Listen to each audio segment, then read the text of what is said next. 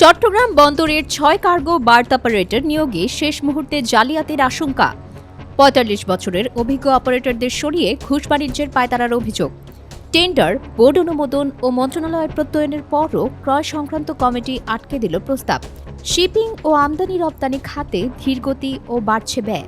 বিস্তারিত দেখুন চট্টগ্রাম থেকে আনোয়ারা হোসেনের পাঠানো প্রতিবেদনে। দেশের প্রধান সমুদ্র বন্দর চট্টগ্রাম বন্দরের জেনারেল কার্গো বার্থ জিসিবি এলাকায় ৬টি কার্গো বার্থ অপারেটর নিয়োগ প্রক্রিয়া শেষ মুহূর্তে জটিলতায় পড়েছে। প্রায় ৪৫ বছর ধরে এসব বার্থের দায়িত্ব পালন করে আসা অভিজ্ঞ ব্যর্থ অপারেটর প্রতিষ্ঠানগুলোর নিয়োগের উদ্যোগ নেওয়া হলেও চূড়ান্ত অনুমোদন মেলেনি। ধারণা করা হচ্ছে এক্ষেত্রে মোটা অঙ্কের টাকার বিনিময়ে জালিয়াতির পায়তারা করছে একটি চক্র। অনুসন্ধানে জানা গেছে, টেন্ডার মূল্যায়ন কমিটির সুপারিশ, চট্টগ্রাম বন্দর কর্তৃপক্ষের বোর্ড অনুমোদন এবং নৌপরিবহন মন্ত্রণালয়ের প্রত্যয়নের পর প্রায় ৫ বছরের জন্য প্রায় ২৬৪ কোটি ৫ লাখ টাকার প্রস্তাব সরকারি ক্রয় সংক্রান্ত মন্ত্রিসভা কমিটিতে পাঠানো হয়েছিল। কিন্তু কমিটি প্রস্তাবটি অনুমোদন না দিয়ে পুনর্বিবেচনার লক্ষ্যে ২৯ জুলাই ৭ সদস্যের উচ্চ পর্যায়ের কমিটি গঠন করে নৌপরিবহন মন্ত্রণালয়। সবকিছু যাচাই বাছাইয়ের পরেও ৬ কার্গো বার্থ অপারেটরের প্রস্তাব কেন প্রত্যাখ্যান করা হয়েছে তার সুনির্দিষ্ট কোনো কারণ উল্লেখ করা হয়নি। এ নিয়ে রহস্যের দানা বাঁধছে। এখন গঠিত কমিটির মূল্যায়নের ওপর নির্ভর করছে পরবর্তী সিদ্ধান্ত। চট্টগ্রাম বন্দরে বার্থ অপারেটরদের মূল দায়িত্বের মধ্যে রয়েছে জাহাজ বন্দরের নোঙরের পর নির্ধারিত ব্যর্থ পণ্য বোঝাই খালাস কার্যক্রম পরিচালনা ও সমন্বয় করা, জাহাজের কার্গো হোল থেকে পণ্য বের করা, ক্রেন ও অন্যান্য যন্ত্রপাতির মাধ্যমে জেটিতে আনা, ভাড়া ও বিশেষায়িত পণ্য নিরাপদে হ্যান্ডেলিং এবং পণ্য সঠিকভাবে স্তূপীকরণ। বিশেষ করে ডিজি কার্গোর মতো স্পর্শকাতর পণ্য হ্যান্ডেলিংয়ে প্রশিক্ষিত জনবল গুরুত্বপূর্ণ।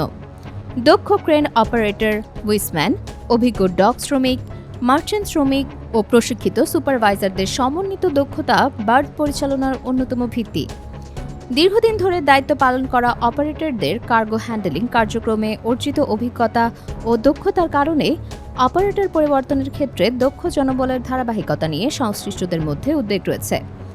নতুন অপারেটর পর্যাপ্ত অভিজ্ঞ জনবল নিয়ে দায়িত্ব গ্রহণ করতে না পারলে কার্গো হ্যান্ডেলিংয়ের স্বাভাবিক গতি ব্যাহত হওয়ার আশঙ্কা রয়েছে।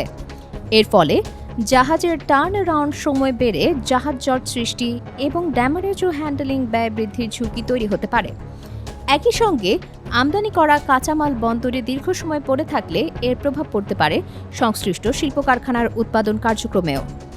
বন্দর ব্যবহারকারী শিপিং এজেন্টদের মতে, একটি জাহাজ বন্দরে অতিরিক্ত সময়ে অবস্থান করলে অপারেশনাল ব্যয় বাড়ে। ফলে বার্থে পণ্য হ্যান্ডেলিংয়ের গতি কমে গেলে জাহাজের অবস্থানকালে বৃদ্ধির পাশাপাশি ড্যামারেজ, শিপিং ব্যয় ও পণ্য খালাসের সামগ্রিক খরচও বাড়তে পারে। তাদের মতে, অপারেটর নিয়োগের ক্ষেত্রে প্রতিষ্ঠানের বাস্তব অভিজ্ঞতা, দক্ষ শ্রমিক, কারিগরি সক্ষমতা এবং বিভিন্ন ধরনের কার্গো দ্রুত ও নিরাপদে হ্যান্ডেলিংয়ের সক্ষমতাকেও গুরুত্ব দিতে হবে।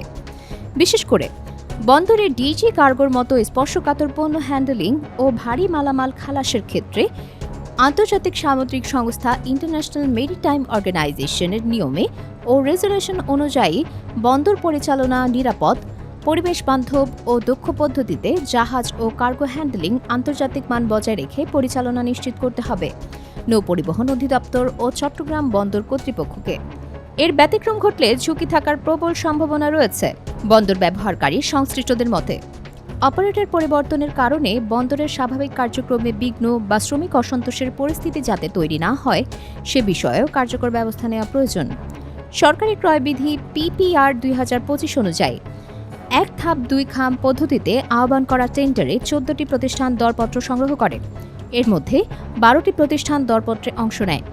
কারিগরি মূল্যায়নে ১১টি প্রতিষ্ঠান যোগ্য বিবেচিত হয়। পরে আর্থিক মূল্যায়নের ভিত্তিতে প্রতিটি বার্থের জন্য সর্বনিম্ন ৬ দরদাতাকে নির্বাচনের সুপারিশ করে টেন্ডার মূল্যায়ন কমিটি। মূল্যায়ন কমিটির সুপারিশ চট্টগ্রাম বন্দর কর্তৃপক্ষের বোর্ড সভায় অনুমোদিত হয়। পরে নৌপরিবহন মন্ত্রণালয়ের যাচাই বাছাই ও প্রত্যয়নের পর প্রস্তাবটি সরকারি ক্রয় সংক্রান্ত মন্ত্রিসভা কমিটিতে পাঠানো হয়। সেখানে অনুমোদন না দিয়ে পুনর্বিবেচনার জন্য ফেরত পাঠানো হলে বিষয়টি নতুন করে আলোচনায় আসে। চট্টগ্রাম বন্দর কর্তৃপক্ষের সচিব সৈয়দ কিফায়েত হামিম বলেন, আমরা বিগত সরকার থেকে এই সরকার পর্যন্ত আমরা এই ধরনের কোনো দীর্ঘতি চলা নীতি আমরা এখনো পর্যন্ত আমরা দেখি নাই আমাদের জাহাজে। এখানে যদি কোনো ধরনের দুর্ঘটনা ঘটে সেক্ষেত্রে shipping agent plus birth operator দুজনকে কিন্তু রেসপন্সিবল করবে হচ্ছে পোর্ট অথরিটি। তো সেক্ষেত্রে এই জিনিসটা খুবই আসলে সেন্সিটিভ একটা কার্গো, সেন্সিটিভ কাজের ক্ষেত্রে কিন্তু একদম দক্ষতা সম্পন্ন যদি আমাদের যে শ্রমিকেরা যদি না হয়, তাহলে সেক্ষেত্রে কিন্তু আমরা হয়তো বিপদের সম্মুখীন যে কোনো সময় আমরা হওয়ার আশঙ্কা আমাদের থাকে।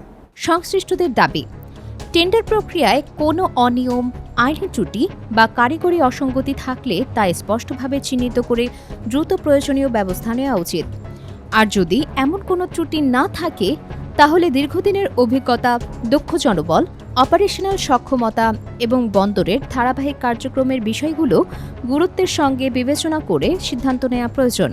অন্যথায় সিদ্ধান্ত গ্রহণের দীর্ঘসূত্রতা বা অনিশ্চয়তার কারণে বন্দরের জাহাজ থেকে পণ্য ওঠানো নামানো সহ সামগ্রিক বন্দর পরিচালনায় বিঘ্ন ঘটার আশঙ্কা রয়েছে বলে মনে করছেন সংশ্লিষ্টরা।